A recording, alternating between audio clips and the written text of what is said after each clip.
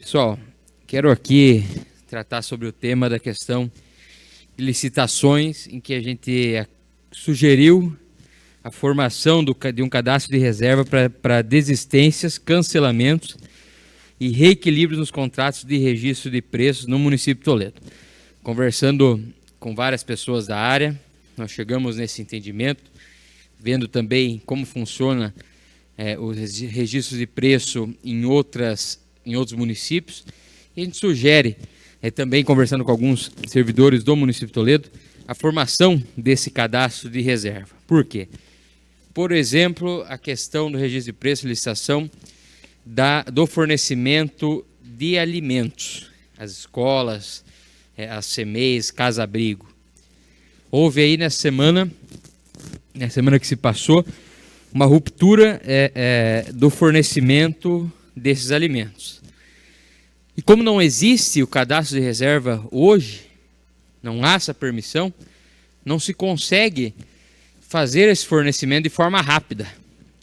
Então o que a gente sugere é que para que essas pessoas, para que esses órgãos, a questão principalmente das escolas, de casa-abrigo, para que eles não podem ficar sem esses alimentos, sem receber esses alimentos. Não pode haver descontinuidade do fornecimento, que se faça esse cadastro de reserva. Quando aquele que ganhou o registro de preço não pode atender, vai para o próximo. Não pode atender, vai para o próximo, dos que participaram nas licitações.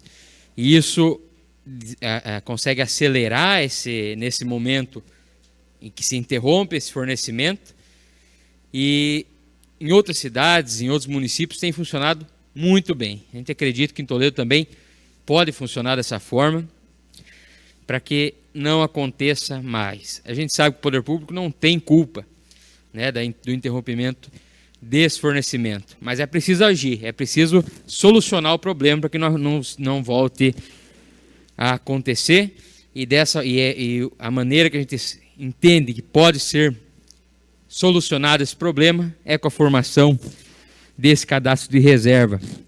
E ainda a questão da economicidade dentro do cadastro de reserva, que aí eu digo que é também um dos pontos mais importantes, visto que se eu forneço, por exemplo, lá a banana a R$2, então eu peço o reequilíbrio. Então primeiro eu peço o cadastro de reserva para ver se o próximo pode atender naquele valor que foi licitado, antes de dar o reequilíbrio. Se o próximo pode atender, então deixa o próximo atender. E assim traz a economicidade, a gestão pública, a administração pública.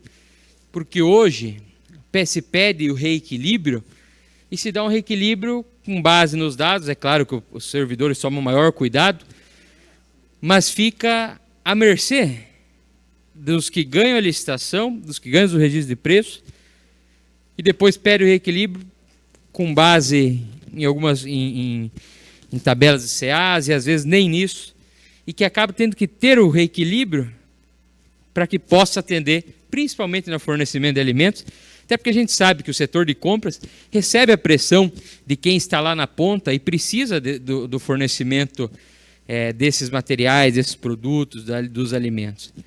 Então, para não causar esse atrito, por uma forma de não interrompimento, principalmente nas licitações desses materiais, desses insumos alimentares que são de extrema importância, principalmente na questão de economicidade, baseado nisso, a gente sugere, através da indicação número 716, a criação desse cadastro de reserva.